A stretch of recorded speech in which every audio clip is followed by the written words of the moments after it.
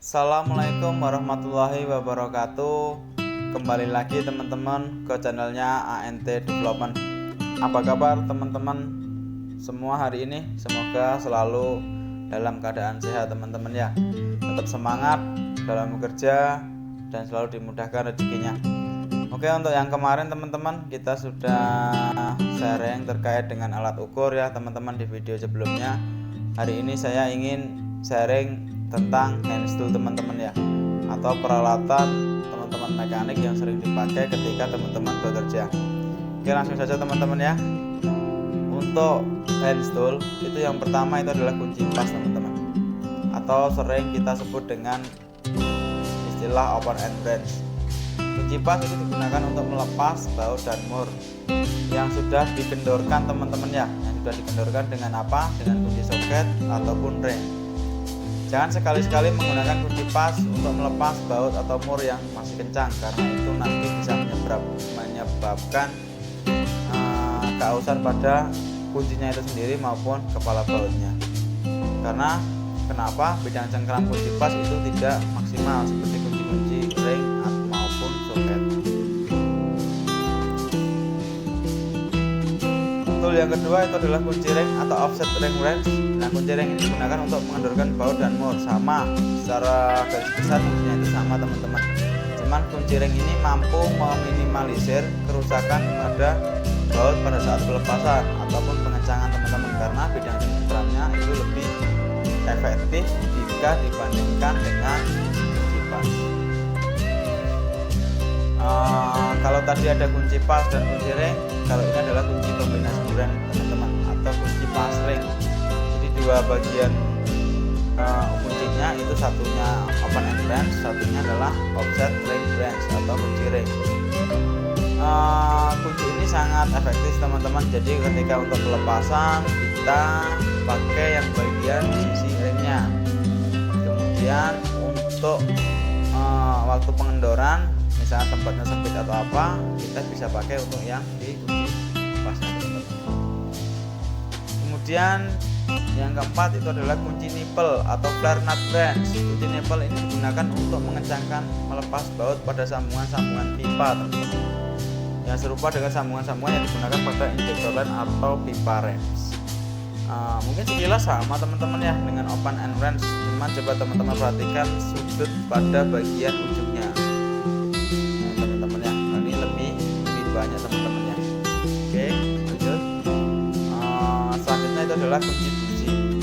Teman-teman yang pakai motor pasti familiar lah untuk yang namanya spark plug soket atau kunci busi teman-teman.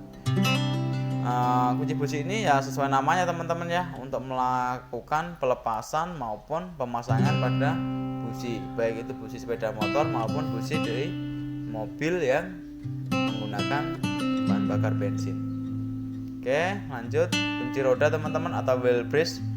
Kunci roda atau wheel brace itu digunakan untuk melepas dan memasang kembali nut pada roda. Alat ini biasanya mempunyai 3-4 ujung soket dengan ukuran yang berbeda. Nah, keempat sisinya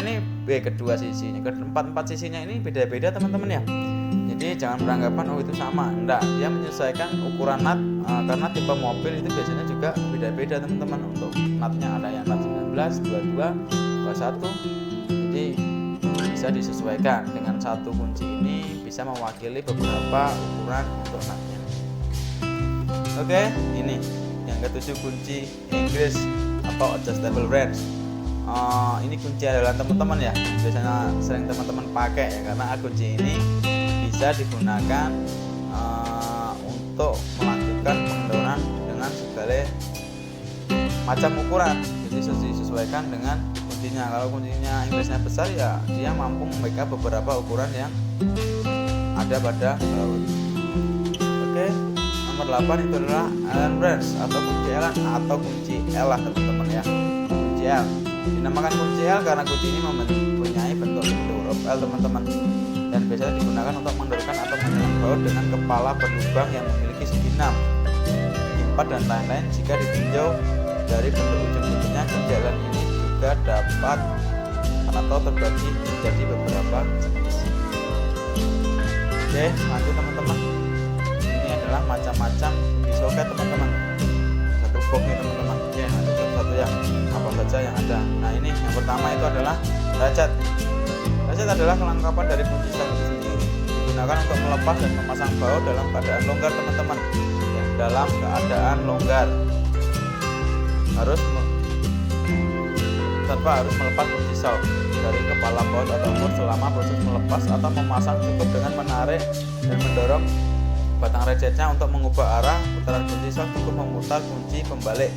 Kunci pembalik itu yang di sini teman-teman ya, yang di tengah, dekatnya pencetan ya. Ini sangat bermanfaat teman-teman. Cuman yang jadi critical pointnya adalah jangan dipakai untuk melepas atau mengendalikan baut yang masih dalam kondisi kencang karena itu bisa menyebabkan kerusakan pada ratchetnya. Oke, batang geser T atau sliding T-bar atau handle T lah teman-teman sharingnya. Familiarnya handle T. Nah handle T ini sama teman-teman, juga kelengkapan dari kunci sok dan dia dipasang kunci soknya pada sisi yang bisa digeser-geser tuh teman-teman. Nah, alat ini menggunakan dua pegangan yang digunakan untuk memberikan tekanan pada arah berlawanan. Karena ini sliding teman-teman, bisa teman-teman posisikan dia di tengah ataupun di bagian ujungnya. By condition teman-teman ya. Bahkan ini bisa untuk diisi extension untuk pipe-nya, extension pipe. Jadi agar teman-teman lebih ringan ketika pembukaan. Nah, setelah dibuka pakai handle T ini, teman-teman bisa lanjut dengan ratchet ya. Oke, lanjut teman-teman. Kemudian speed handle digunakan untuk melepas atau mengencangkan baut mur yang posisinya berada jauh dari jangkauan tangan dan tidak bisa menggunakan kunci pas atau ring untuk melepas baut dan mur tersebut. Nih, untuk kuncinya seperti ini teman-teman. Jadi ini adalah speed handle. Lanjut, batang universal atau breaker bar. Batang universal gagangnya bisa disambung dengan berbagai jenis hook untuk mengendorkan baut-baut yang sangat kuat, misalnya baut kepala silinder, kemudian lain-lain teman-teman ya. Ini keunggulannya adalah soket pada bagian ujungnya karena dia universal itu bisa dipakai untuk berbagai posisi teman-teman, jadi bisa menyesuaikan. Tapi alangkah bagusnya dia harus penggunaannya adalah 90 derajat dari universal dengan gagang batangnya. Oke, lanjut teman-teman. Ini adalah extension teman-teman. Ada yang ngomong batang perpanjangan sok, sebenarnya dia adalah extension. Ada pendek panjang. Jadi ini adalah untuk sambungan ketika teman-teman menjangkau mur atau baut yang berada di posisi jauh dan itu pelepasannya harus menggunakan soket. Oke, nomor 6 itu adalah sambungan sok universal J. Ini hampir sama teman-teman dengan yang batang universal tadi, cuman kalau teman-teman pakai ini dia jangkauannya lebih banyak lagi teman-teman, karena dia disambung ya, sambungannya lebih atau fleksibelnya lebih luas. Untuk kunci sok segi 6 teman-teman. Nah, jadi kunci sok itu ada yang segi 6 ganda. Kalau yang segi 6 ganda seperti ini adalah 12 sisi teman-teman, atau teman-teman biasanya nyebutnya soket segi 12 gitu ya. Ini pemakaiannya lebih bagus sih teman-teman jika dipakai untuk mengendorkan baut. Kenapa? Jika berada di baut yang sempit, ini perputarannya dia jauh lebih banyak. Oke, kemudian tadi sudah soket, sekarang kita di obeng teman-teman. Obeng secara umum dia berfungsi untuk membuka dan mengencangkan sekrup teman-teman. Dan secara umum juga teman-teman biasanya tahunya adalah obeng plus, obeng kembang, sama obeng minus. Oke, tapi faktanya dari obeng itu sebenarnya banyak teman-teman. Kita buka satu-satu teman-teman ya untuk di obeng atau screw driver. Yang pertama adalah obeng pipih, obeng min. Teman-teman pasti sudah tahu lah teman-teman ya. Ini sangat familiar, terkhususnya untuk teman-teman yang berada di dunia teknik ataupun seorang mekanik. Kemudian yang kedua adalah obeng plus. Ini adalah temannya dari obeng minus atau obeng kembang lah teman-teman ya. Jadi teman-teman jangan nantinya bingung ya ambilkan obeng plus, obeng kembang ya, sama saja teman-teman ya.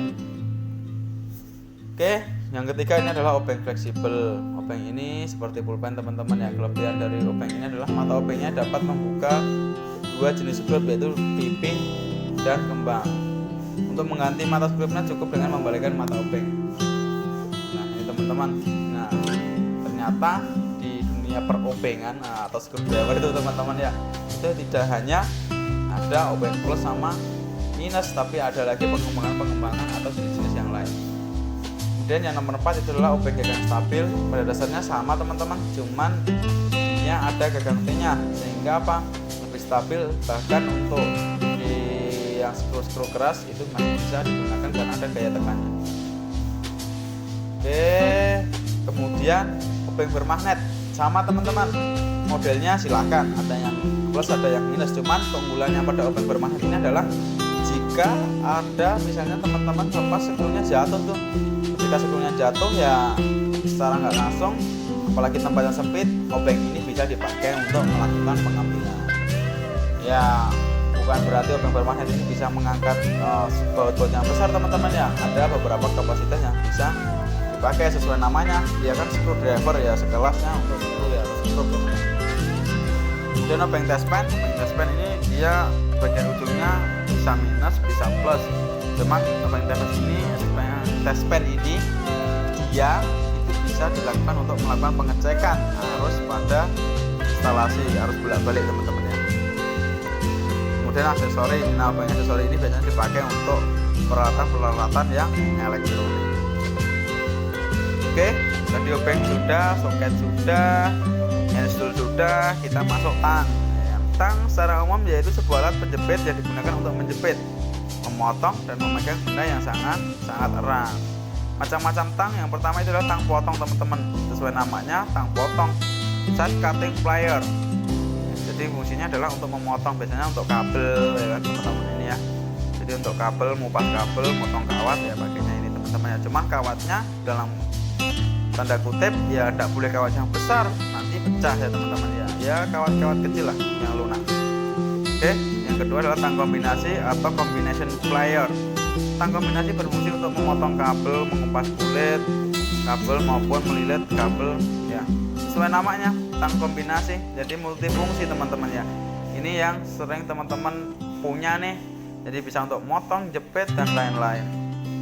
Kemudian tang cucut ya teman-teman, atau long nose plier nama teknisnya.